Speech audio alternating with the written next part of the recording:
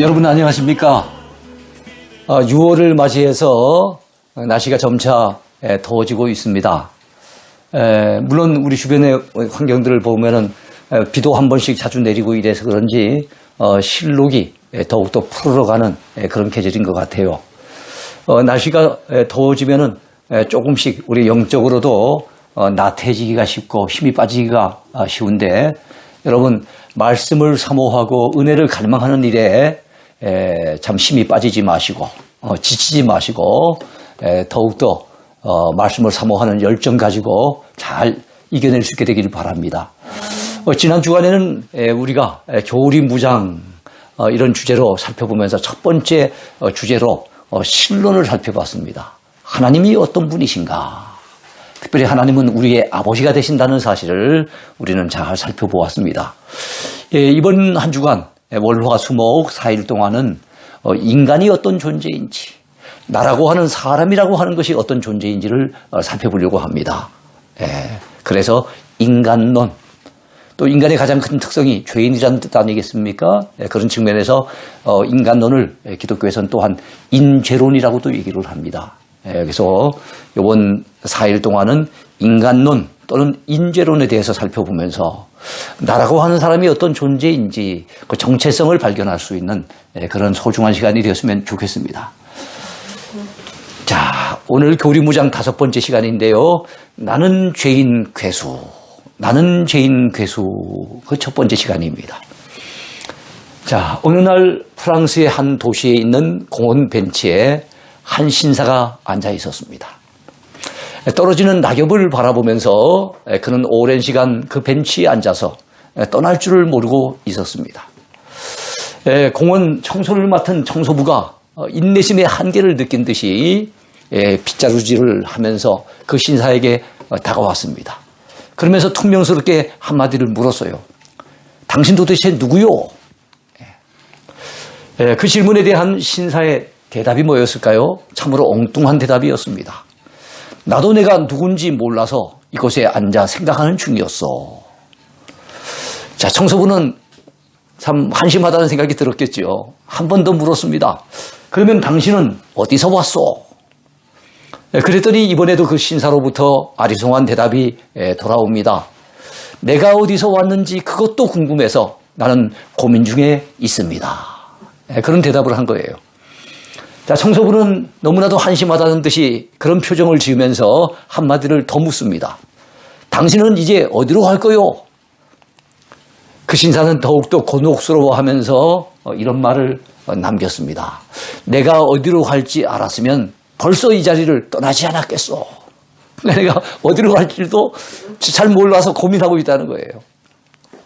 그 신사는 다름 아닌 프랑스의 유명한 철학자 데카르트였어요. 합리주의 철학자의 대표적인 인물이고 근대 철학의 아버지라고 일컬어지기도 하는 그런 인물이죠. 나는 생각한다. 고론하는 존재한다. 코기토 에르고 숨, 라틴어로 그렇게 얘기를 하는데요. 나는 생각한다. 고론하는 존재한다.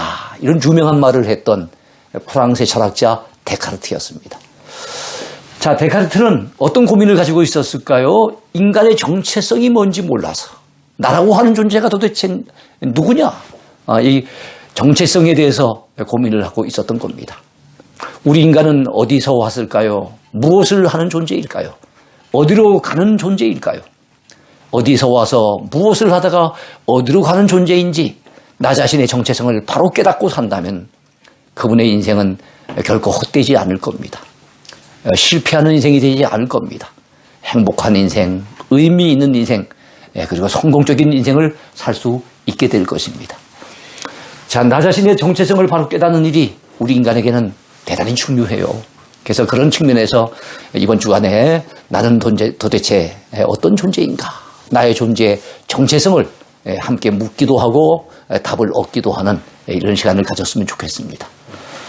자, 성경이 가르치는 우리 인간의 정체성은 하나님 앞에 지음받은 존재입니다. 하나님이 창조주라고 한다면은 우리는 하나님 앞에 지음받은 피조물이에요. 다만 모든 피조물 중에 맨 마지막에 지음을 받은 창조의 꽃이라 그럴까요? 우리 인간은 대단히 고귀한 피조물입니다. 지금은 죄로 인해 망가져버린 죄인이라는 사실도 우리는 놓쳐버리면 안 됩니다. 이렇게 고귀하게 지어졌지만 지금의 상태는 어떻습니까? 처음 지음받은 그런 고결한 상태에서 많이 망가져서 그야말로 별 수 없는 죄인으로 전락된 그런 존재가 바로 우리네 인생이에요. 그러니까 우리 인간은 어떻게 돼야 됩니까? 회복돼야 됩니다. 반드시 구원받아야 될 그런 존재예요. 그래서 요약한다면 하나님 앞에 지음받은 피조물, 아주 고귀한 존재. 그러나 죄로 인해서 타락하고 전락해버린 존재. 그래서 지금은 회복이 필요하고 구원이 요청되는 그런 존재가 바로 저와 여러분이에요. 우리 인생입니다. 자, 우리는 이 세상을 살아가면서 수없이 많은 인생의 문제를 만나게 됩니다. 그리고 그 큰 고통에 직면하게 되지요. 자, 대인관계의 갈등과 고뇌가 있습니다. 삶의 실패와 열등감, 그리고 군중 속에서 느끼는 소외감과 공허감, 또 질병으로 인한 고통, 죽음에 대한 두려움, 이런 것들이 우리 인생을 힘들게 합니다. 어느 날 갑자기 찾아오는 가정의 위기와 해체, 이런 문제도 어느 누구도 원하는 문제는 아니에요.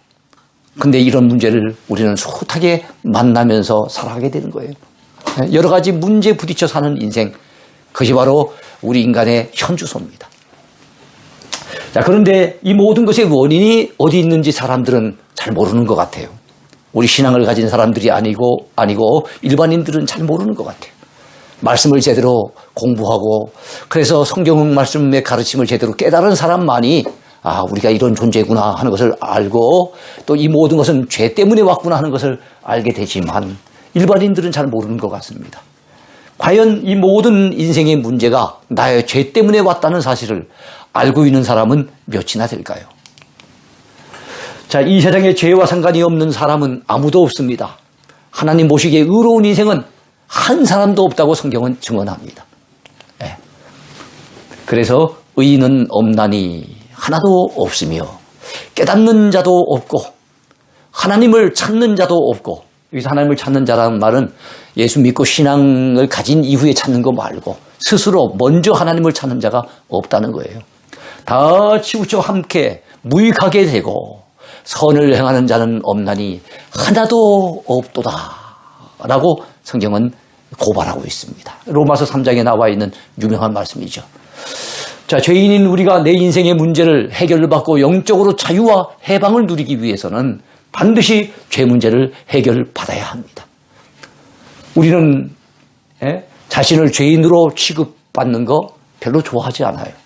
누가 죄인 취급하는 걸 좋아하겠습니까? 그러나 이 죄 문제를 제쳐두고 우리 인생의 행복을 논할 수 없는 것이 분명한 현실이에요. 내가 죄인이라고 취급받는 거 별로 기분 좋은 일은 아니지만 우리가 죄인임을 우리는 깨닫고 인정해야 되는 것입니다. 그래야만 그 해결책을 도모할 수 있고 뭔가 행복의 길을 모색할 수가 있는 것 아니겠습니까? 죄가 무엇인지, 죄의 결과가 얼마나 비참한 것인지에 대해 우리가 제대로 알아야 됩니다. 그래서 이 죄 문제를 해결받아야만 우리는 날마다 행복한 삶을 살아갈 수가 있는 거지요. 사실 우리 인간은 본래부터 죄인은 아니었어요. 오히려 하나님의 특별한 섭리 안에서 만물의 영장으로 지음받은 고귀한 존재, 참으로 소중한 존재, 바로 그 존재가 우리 인간이었어요. 저와 여러분이었어요. 그래서 먼저 생각해 볼 것은 하나님에 의해 지음받은 인간입니다. 지금 우리가 인간론 공부하고 있잖아요. 인간은 누구인가? 사람은 누구인가? 나는 누구인가? 그 정체성을 우리가 묻는다면 제일 먼저 던져야 될 질문은, 그리고 또 성경이 답하는 답은 무엇입니까? 나는 누구인가? 그 질문에 대해 하나님 앞에 지음받은 인생이다. 이게 성경의 답이에요. 하나님 앞에 지음받은 피조물. 자, 인간의 본래 정체성은 하나님께 지음받은 피조물이요, 피조물 가운데서도 으뜸입니다. 하나님의 창조의 꽃이었어요. 그래서 만물의 영장이라고도 하죠. 만물의 영장. 만물 가운데는 어른이에요. 만물을 다스릴 수 있는 그 권한을 하나님으로부터 부여받은 존재가 우리 인간이에요. 하나님은 우리 인간을 당신의 형상을 따라 고귀하게 지으셨어요. 다른 만물들은 말씀 한마디로 다 지으셨습니다. 빛이 있으라 하면 빛이 있었고 다른 존재들도 다 하나님이 말씀 한마디 하시면 다 생겨나게 된 거예요. 근데 우리 인간은 하나님이 친히 아주 정성을 들여서 삼위일체 하나님이 의논하신 가운데 그렇게 지으셨는데 특별히 하나님의 형상을 따라 지으셨다는 것, 이것이 인간의 고기성에 대해서 뒷받침하는 가장 중요한 아마 성경의 가르침이 아니겠나 생각이 듭니다. 그러므로 인간은 아주 고귀한 존재입니다. 예수님은 인간 생명이 어느 정도로 고귀하다고 받는고 하면은 천하보다 귀한 것으로, 온 천하 만물보다 한 생명이 더 귀하다는 거예요. 하나님이 이르시되 우리의 형상을 따라 우리의 모양대로 우리가 사람을 만들고 그들로 바다의 물고기와 하늘의 새와 가축과 온 땅과 땅에 기는 모든 것을 다스리게 하자. 그렇게 말씀하셨어요. 그래서 우리 지난주에 하나님에 대해 공부할 때 우리 하나님은 성부, 성자, 성령, 삼일체 하나님이라 그랬잖아요. 그 하나님이 우리를 지으실 때 성부 하나님만이 이렇게 세상 만물을 창조하신 것이 아니라 성부와 성자와 성령, 그 삼위 하나님이 서로 의논하셔서 그래서 우리 인생을 하나님의 형상을 따라 하나님의 모양대로 지으셨다는 거예요. 여기서 말씀하는 그 모양이라고 하는 것은 바로 이 하나님의 형상이라고 하는 것은 육체적인 형상을 얘기하지 않습니다. 우리 인간에게는 영적인 모습, 내면적인 모습이 하나님을 닮은 부분이 많이 있다는 거예요. 우리 하나님은 육체를 가지신 분이 아니잖아요. 그러니까 하나님의 모양대로, 하나님의 형상대로 이것은 육체적인 어떤 모습은 아닙니다. 하나님은 우리 인간을 영혼과 육체를 지닌 존재로 만드셨어요. 다른 존재는 다 육체만 지녔잖아요. 영혼이 없잖아요. 영혼이 없으니까 그들은 하나님 앞에 예배할 줄 몰라요. 여러분, 개들이와 컹컹 거리면서 짓기는 잘 지어도 개들이 모여가지고 손뼉 치면서 찬양하고 하나님 앞에 영광 돌리는 거 보셨습니까? 없잖아요. 고양이 떼가 모여가지고 자 우리 주일 예배 드립시다. 이게 어디 있습니까? 없잖아요. 우리 사람만이 종교적인 피조물이 돼서 하나님을 우리 영혼이 섬기고 있는 거예요. 영적인 존재이기 때문에 그런 거예요. 우리 인간은 육체만 가진 것이 아니라 영혼도 함께 지어진 그런 소중한 존재입니다. 자, 인간의 육체는 하나님께서 진흙으로 친히 하나님의 손으로 친히 만드셨어요. 그리고 그 코에다가 생기를 불어넣으셨죠. 그래서 인간을 생영, living soul, 살아있는 영이 되도록 하나님이 만드셨어요. 그러므로 영적인 존재인 인간은 영적인 존재이기 때문에 육체만 있다고 한다면 밥만 가지고 살 수 있죠. 떡만 먹어도 살 수 있어요. 그러나 인간은 영적인 존재이기 때문에 떡도 필요하지만 떡으로만 살 수는 없다는 거예요. 떡으로만 살 수 없다는 주님의 말씀은 떡은 필요 없다 이런 뜻이 아닙니다. 떡도 필요하지만 그것만 가지고는 안 된다는 거예요. 우리 영혼의 양식이 필요하죠. 우리가 공부하는 이 말씀들이 우리 영혼의 양식인 줄로 믿습니다. 하나님은 우리 인간을 남자와 여자로 만드셨어요. 남자와 여자. 그리고 그 둘을 짝지어서 가정을 세우시는 결혼 제도를 세우시고 가정을 허락하셨어요. 얼마나 소중합니까? 그래서 구약에서 하나님이 세우신 것은 가정이에요. 아담의 옆구리에서 그 갈빗대를 빼서 아담이 피를 흘리면서 가정이 탄생이 됐어요. 신약에서 세우신 것은 하나님이 교회를 세우셨어요. 예수님의 옆구리에서 피와 물이 다 흘렀지요. 바로 십자가의 주님의 그 고난을 통해서 이 땅에 세워진 것이 주님의 피로 값주고 사신 교회입니다. 그래서 이 땅에 많고 많은 기관들이 있지만 하나님이 세우신 정말 소중한 기관이 바로 가정이요, 교회입니다. 그래서 우리 신자들은 가정을 귀히 여겨야 되고 교회를 소중히 여겨야 되는 거예요. 그러므로 여러분, 동성연애 그리고 동성결혼 이것은 허용돼서는 안 됩니다. 여러분 정말로 남자로 태어났는데 뭐 본인이 여러 가지 특성을 보니까 여성적인 부분이 많아서 여성으로 갖다가 참 바꾸려고 하는 이런 사람들 우리 인간적으로 보면 안 됐어요. 불쌍히 여겨야 돼요. 그들에 대해서 막 냉대하면 안 됩니다. 그러나 그렇다고 해가지고 그것을 갖다가 정상적인 것으로 여겨가지고 동성끼리 결혼하도록 동성끼리 연애하고 결혼하는 것을 아예 법으로 합법화 시켜가지고 조금만 그런 분위기를 조장하는 거, 그 정부가 앞장서서 그런 일을 하고 국회의원들이 앞장서 그런 일을 한다는 것, 이건 있을 수 없는 거지요. 그건 잘못된 부분들은 치유해주고 고치도록 해야 될 부분이지 그걸 갖다 양성화시키면 되겠습니까? 하나님은 우리 인간에게 하나님께서 만드신 동산을 관리하는 청지기의 사명을 맡겨주셨어요. 네. 그래서 하나님이 만드신 세상 우리가 관리해야 될 책임이 있어요. 아까 만물의 영장이라는 말씀드렸죠. 우리 인간은 온 천지 만물을 하나님께 다스리라고 말씀하셨으니까 우린 잘 관리를 해야 됩니다. 그러므로 노동은 신성한 것입니다. 인간은 자연을 하나님의 뜻대로 잘 관리해야 될 책임이 있습니다. 그래서 하나님께서는 인간에게 모든 것을 임의로 할 수 있도록 특별히 우리 인간에겐 자유의지를 주셨어요. 자유의지. 우리 인간을 로봇으로 안 만드셨어요. 하나님은 로봇은 막 시키는 대로 갖다 움직여지잖아요. 근데 하나님께서는 우리 인간에게는 로봇가 아닌 인간에게는 바로 자유의지를 주셨어요. 이걸 잘 선용해서 하나님을 정말로 자원해서 하나님을 잘 섬기도록 그렇게 만드셨는데 이 자유의지를 갖다가 잘못 이용함으로 인해서 결과적으로 우리 인간이 사탄의 게임에 빠져서 죄를 짓게 된 것은 너무너무 안타까운 일입니다. 그러나 인간이 하나님의 피조물로서의 선을 넘지 않고 비록 자유의지를 주셨지만 피조물로서의 그 선을 넘으면 안 되는 거예요.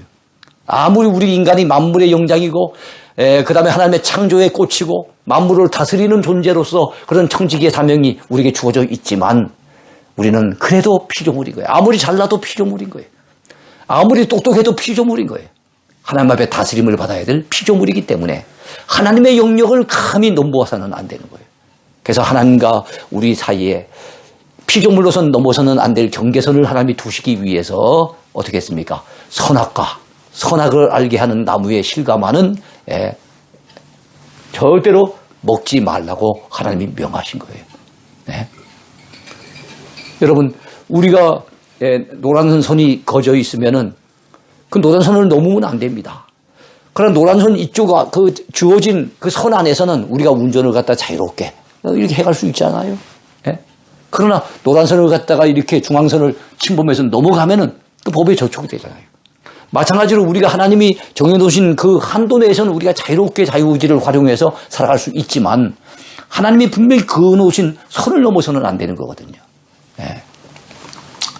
근데 먹는 날에는 반드시 죽으리라 경고하셨어요. 예. 이것을 갖다 뭐라고 하면 행위 언약이라고 합니다. 예. 바로 순종을 요구하는 우리 인간의 행위 가운데 하나님의 말씀이라면 순종할 수 있는 그 순종을 요구하고 그 순종하게 되어진다면 우리에게 영생이 주어지고 만약에 순종하지 아니하고 그 선악을 알게 하는 나무의 실과를 따먹는 날에는 결국에는 사망이라고 하는 징벌이 오는 이것이 바로 하나님과 맺었던 행위 언약이에요. 근데 이것은 우리가 아는 바처럼 우리 인간이 범죄하고 우리 인간이 불순종함으로 말미암아 완전히 파기되었던 것을 우리는 알고 있습니다. 참 안타까운 일이죠. 자, 행위언약의 당사자는 하나님과 사람이었어요. 행위언약의 약속이 뭡니까? 영생입니다. 그 행위에 순종을 하게 된다면, 순종하는 행위가 나타나게 된다면 영생을 얻을 수 있는 겁니다. 그래서 행위언약의 조건이 있는데 그냥 영생 얻는 것이 아니라 절대적인 순종을 했을 때, 하나님이 명하신 대로 순종했을 때 우리는 영생을 얻게 되는 거예요. 행위언약의 벌칙, 이것을 어기게 된다면 어떻게 됩니까? 사망이 주어진다는 겁니다. 반드시 죽으리라. 죽을까 하노라. 아담의 표현 속에 죽을까 하노라 이랬는데 죽을까 하노라는 죽을 수도 있고 안 죽을 수도 있다는 얘기예요. 그런 거 없습니다. 옛날 성경에는 정령 죽으리라. 이번에 새롭게 번역된 성경에는 반드시 죽으리라 그랬어요. 자, 그런데 사탄의 꾀임을 받고 교만해진 인간 조상 아담 하와는 하나님의 말씀에 불순종하게 됩니다. 그리고 결국에 선악과를 따먹게 되고 범죄함으로써 행위 언약은 완전히 깨지고 말았어요. 참 안타까운 장면입니다. 그 결과 우리 인간에게 찾아온 것이 무엇입니까? 우리 인간에 뭐가 들어왔습니까? 죄가 들어오게 된 거예요. 죄. 우리 인간에게 처음에 지어졌을 때는 죄와는 상관없는 인생이었어요. 근데 하나님의 말씀에 불순종하고 사탄의 게임에 빠져서 넘어감으로 말미암아 우리 인간에게는 죄가 침투해 들어오게 되고 그 죄의 결과는 참으로 뼈아픈 것이었어요. 여러분, 그래서 우리 인간이 처음 들어온 이 죄를 무슨 죄라고 하는 거면 원죄라고 합니다. 원죄.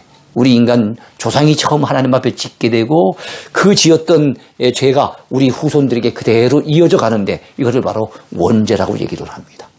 그래서 인간은 태어나면서부터 하나님을 떠나 원죄에 묶인 죄인으로 태어납니다. 이게 우리 인생의 슬픈 운명이에요. 안타깝죠. 우리 인간은 태어나면서부터 죄를 가지고 태어나는 거예요. 죄의 뿌리가, 우리는 탄생할 때부터 죄의 뿌리가 우리 속에 존재하는 거예요. 우리가 개인적으로 지는 죄를 자범죄 또는 본죄라고 하는데 그건 죄악의 열매라고 보면 되겠고, 우리는 태어날 때부터 죄악의 뿌리를 가지고 태어나는 거예요. 이게 바로 원죄입니다. 모든 인생은 이 원죄에 묶여 있어요.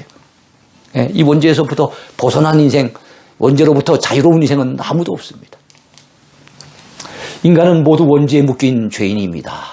모든 일에는 어떤 결과가 있다면 그 원인이 반드시 있기 마련이에요.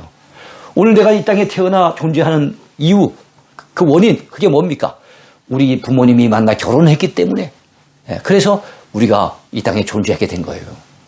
지금 한반도가 남북으로 분단되어 있죠. 이 안타까운 현실 어떻게 된 겁니까? 일제 36년 압제가 있었고 그 이후에 2차 세계대전 이후에 미국과 소련이 남과 북에 서로 진주해서 분할해서 통치함으로 말미암아 그때로부터 바로 38선이 생기고 6.25 직후에는 이제 38선이 이제 휴전선이 되어져서 여전히 남북이 갈라져 있는 거예요.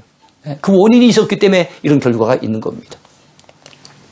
마찬가지로 오늘 우리 인생들이 원죄를 가지고 태어나는 것은 우리 인류 조상 아담 하와가 하나님 말씀에 불순종하고 범죄한 그런 원인이 있었기 때문에 바로 저와 여러분들 가운데는 바로 이 원죄라고 하는 것을 가지고 태어나는 그런 결과가 나타나게 됐다는 겁니다. 우리의 원죄는 조상으로부터 물려받은 거예요. 저는 성이 김가입니다. 김씨성을 가졌어요. 제가 김가가 좋아서 김가로 태어난 것도 아니에요. 우리 조상이 김씨성을 가지다 보니까 저는 태어날 때부터 김가로서 태어나게 된 겁니다. 마찬가지 다른 분들도 마찬가지. 이씨성을 가진 분은 그 조상이 이씨였기 때문에, 박씨성을 가진 분은 그 조상이 박씨이기 때문에 자기의 의지와는 아무 상관없이 그 성을 가지고 태어나는 것처럼 우리 인간이 원죄를 좋아할 사람이 누가 있겠어요. 선택사항이라고 한다면 참 이걸 갖다 선택할 사람이 누가 있겠습니까? 근데 이게 선택사항이 아니고 그냥 태어나면은 우리 모두에게 운명적으로 주어진 거니까 이건 어찌 할 방법이 없는 거예요. 아담의 범죄 이후로 아담의 후손인 이 세상 모든 사람들은 모두 원죄에 묶인 죄인이 되었습니다.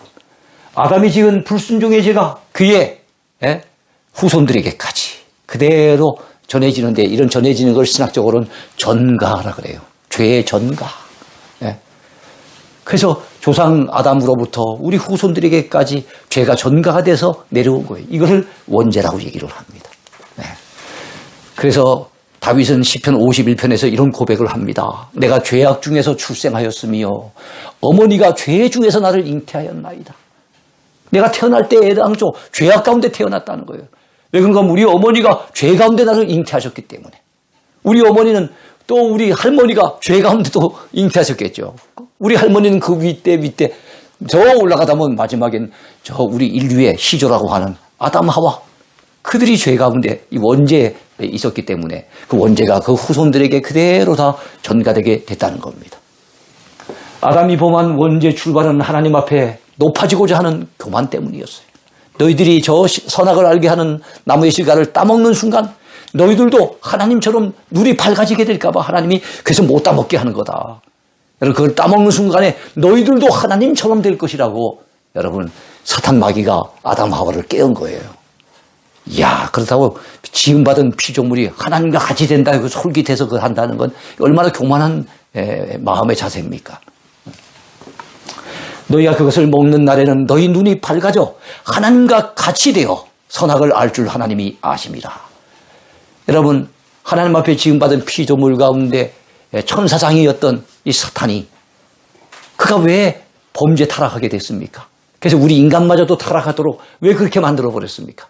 그 역시도 하나님처럼 높아지려고 하다가 그 교만 때문에 결과적으로는 어떻게 됩니까? 하늘나라로부터 완전 쫓겨나는 신세가 되고 말았잖아요. 그러니까 우리 인간을 범죄케 만드는 사탄 자체가 바로 교만 때문에 하나님 앞에 쫓겨난 존재예요. 근데 그런 존재가 우리 인간을 갖다 교만하도록 만들어버린 거예요. 여자가 그 나무를 본즉 먹음직도 하고 보함직도 하고 지혜롭게 할 만큼 탐스럽기도 한 나무인지라. 여자가 그 열매를 따먹고 자기와 함께 있는 남편에게도 주매 그도 먹은지라. 이야, 아마 한참 먹을 때 우리 하나님이 아담아 찾아오셨는지 모르겠어요. 어쨌든 우리 기독교는 신방의 종교잖아요. 우리 인간이 범죄하고 난 다음에 이 시험 든 아담 성도를 갖다가 우리 하나님이 찾아오시잖아요. 그래서 아담아 부르시는데 아마 그 선악을 알게 하는 나무 씨가를 갖다 먹다가 그랬는지 목에 남자는 다 걸리고 말잖아요. 그 성경의 얘기가 아니고 일반적으로 재밌게 하는 얘기가. 그래서 미국 사람들은 영어로 남자의 튀어나온 이 목 부분을 갖다가 아담스 애플이라고 그러잖아요. 아담스 애플. 사실 뭐 애플 사과는 아니에요. 사과는 아니지만 어쨌든 남자의 이 튀어나온 이 목 부분을 갖다가 아담스 애플이라고 부를 만큼 그러니까 아담 하와의 범죄가 그 뒤에 다른 여러 민족에게 어떤 언어적인 영향도 주었다는 것을 알 수가 있습니다. 자, 어쨌든 이 하와도 범죄했고 하와로 인해서 아담까지도 범죄하고 남녀가 함께 범죄한 거예요. 범죄한 인간은 하나님을 떠나 제 갈 길로 가버리게 되었습니다. 아담이 범죄한 후 사람들은 끊임없이 하나님을 대적하며 바로 인본주의와 자기중심의 바벨탑을 쌓아왔죠. 하나님을 대적하고 높아지려고 하는 생각이 그들 중심에 자리 잡게 되었습니다. 여러분, 이 목자의 음성이 듣기 싫어서 내 멋대로 달려가던 양과도 같이 그런 존재가 어떤 존재입니까? 바로 저와 여러분, 우리 인생의 모습이에요. 목자의 음성 싫어서 내 멋대로 가는 양과 같은 존재. 여러분, 그런 말씀이 이사야서 53장에 있잖아요. 우리는 다 양 같아서 그릇 행하여 각기 제 길로 갔거늘 그러잖아요. 여기 나오는 말씀입니다. 우리는 다 양 같아서 그릇 행하여 각기 제 길로 갔거늘. 제 멋대로 걸어갔던 길, 하나님을 등지고 하나님 없이 내 마음대로 살아가려고 하는 바로 이것이 죄의 본질입니다. 죄가 무엇입니까? 죄의 정의를 한번 살펴볼까요? 소유리문답 제13문에 의하면 죄는 하나님의 법을 순종하는 데 있어서 부족한 것도 죄고 어기는 것도 죄예요. 사람들은 어기는 건 죄라고 생각하는데 좀 부족한 건 하나님 봐주시겠지. 그걸 죄가 아니라고 스스로가 생각하기 쉬워요. 스스로 위로받고 있습니다. 아니에요. 부족한 것도 죄입니다. 죄의 헬라어 원어인 하말티아라고 하는 말이 있는데요. 하말티아는 표적을 빗나가는 것을 의미합니다. 표적. 하나님이 너희들 이렇게 살아라 하고 우리에게 주신 계명이 있어요. 율법이 있어요. 말씀이 있어요. 그것이 우리 인생의 표대고 우리 인생의 표적입니다. 그 다음 그걸 갖다가 우리가 맞춰야 되는 건 그 관역을 맞춰야 되는데 명중해야 되는데 그렇게 살지 못하고 빗나가서 각기 하나님이 정해놓으신 그 룰이 아니라 하나님이 이렇게 살라고 명하신 그 계명이 아니라 내 멋대로 달려가는 바로 이게 죄라는 거예요. 그래서 관역을 빗나간 화살처럼 그 다음에 또 레일에서 벗어나서 탈선한 기차처럼. 여러분, 기차가 탈선하면 얼마나 위험하다는 걸 우리 알잖아요. 옛날 대구와 경산 그 사이에 또 그 가던 기차가 탈선해가지고 오래전 얘기입니다만 끔찍한 사건도 있기도 했어요. 탈선은 위험한 겁니다. 그처럼 하나님이 정하신 그 레일, 너희들 이렇게 살아가라 정한 바가 있는데 거기서 벗어나는 게 죄라는 거예요. 근데 우리 모든 인생들은 다 그렇게 살고 있다는 거예요.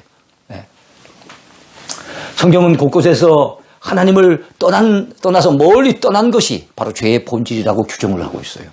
사람들은 여러분 거짓말하고 도둑질하고 간음하고 살인하고 이런 것들만 죄라고 생각해요. 그건 죄의 열매입니다. 죄의 열매. 죄의 원인, 죄의 뿌리. 죄의 뿌리는 뭡니까? 하나님을 멀리 떠나는 것. 하나님 말씀대로 살지 않고 내 멋대로 살아가는 모습. 아버지 곁을 떠나서 탕자가 내 멋대로 떠나가는 것처럼 바로 이런 모습이 죄라는 것을 알아야 됩니다. 죄는 네 가지 아닌 것을 가르칩니다. 성경에 의하면 불신, 믿어야 되는데 믿음으로 살지 않는 것, 이게 죄예요. 불의, 의롭게 살아야 되는데 의롭게 살지 않는 것, 이게 죄입니다. 불법, 하나님의 법을 지켜야 되는데 하나님의 법을 지키지 않는 것, 이게 죄예요. 불순종, 하나님의 말씀에 순종해야 되는데 선을 행할 줄 알고도, 뻔연히 알고도 불순종하는 것, 행치 않는 것, 이게 바로 죄인 거예요. 네 가지 아닌 것. 죄를 보면은 넉사자에다가 넉사자 밑에 안일 빗자가 있는 것 같이 그렇게 한자가 보여져요. 그래서 네 가지 아닌 것 이렇게 생각하면 참 좋을 것 같아요. 성경에서 말씀하는 그죠? 불신, 불의, 불법, 불순종 이 네 가지 아닌 게 죄인 겁니다. 하나님을 멀리 떠났던 우리는 과거의 죄와 허물로 인해 영적으로 죽었던 존재입니다. 에베소서 2장 1절에 그렇게 나왔어요. 너희의 허물과 죄로 죽었던 너희를 살리셔도다 그랬습니다. 그러므로 하나님을 떠나 영적으로 죽은 시체와 같았던 우리, 사도 바울의 고백과 같이 바로 죄인 중에 괴수였던 우리, 그것이 정말로 하나님 앞에서 우리의 별 수 없는 현주소였고 우리의 명함이었어요. 부끄럽지만 그것이 우리의 모습이었어요. 종교개혁의 완성자 존 칼빈은 그의 저작인 그 유명한 저작이죠. 기독교 강요에서 이렇게 말합니다. 우리는 죽어서 장사 지낸 바 되었던 사람이다. 그럼 사람들이 묻습니다. 아이고 나는 예수 믿기 전에도 교회 나오기 전에도 나는 멀쩡히 살아있었는데 왜 죽었다고 하느냐. 여기서 말씀하는 죽음이라고 하는 건 영적으로 죽었다는 거예요. 육체만 살아가지고. 그래서 육체적인 거는 다 활동하고 있었지만 영적으로는 눈이 감겨져서 여기신 하나님을 바라보지도 못하고 알지도 못하고 믿지도 못하고 영적으로는 전혀 반응하지 못하는 완전히 영적으로 죽어있는 존재. 죽어서 장사 지낸 바 되었던 존재. 그게 누굽니까? 바로 저와 여러분의 모습이었어요. 우리 인간의 모습입니다.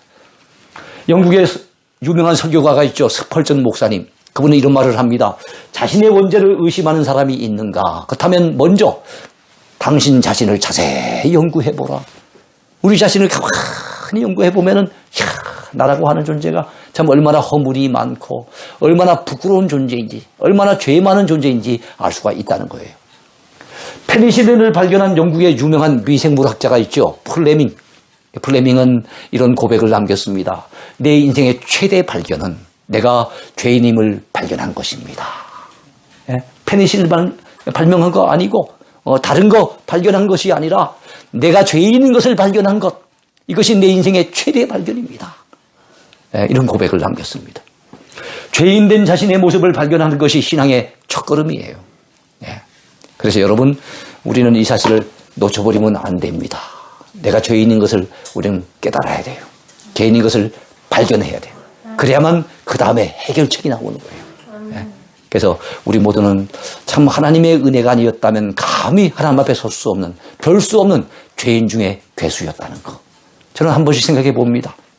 사도바울같이 위대한 믿음의 족적을 남긴 그 귀한 분이 나는 죄인 중에 괴수라고 고백한다면 하나님, 저는 도대체 하나님 앞에 어떤 고백을 드릴 수 있을까요? 사도 바울 같은 존재가 죄인 중에 괴수라면 저는 뭐라고 표현해야 되겠습니까? 그런 고백을 드리면서 한 번씩 하나님 앞에 기도할 때가 있어요. 그래요. 우리가 바로 죄인 중에 괴수입니다. 그 이상의 존재입니다. 이 사실을 우리가 참 파악하고 겸허하게 정말 하나님의 은혜를 사모해야 될 줄로 믿습니다. 하나님의 은혜 없이는 예수 그리스도 없이는 우리에겐 도무지 희망이 없는 오로지 하나님의 은혜만이 우리를 구원하게 만드시고 예수 그리스도의 십자가의 공로만이 우리를 하나님 앞에 의로운 사람으로 세울 수 있습니다. 이 사실을 깨닫고 오늘 하루도 하나님의 은혜 감사하며 사는 복된 한 날이 되길 바랍니다. 오늘 강의 여기까지입니다. 감사합니다.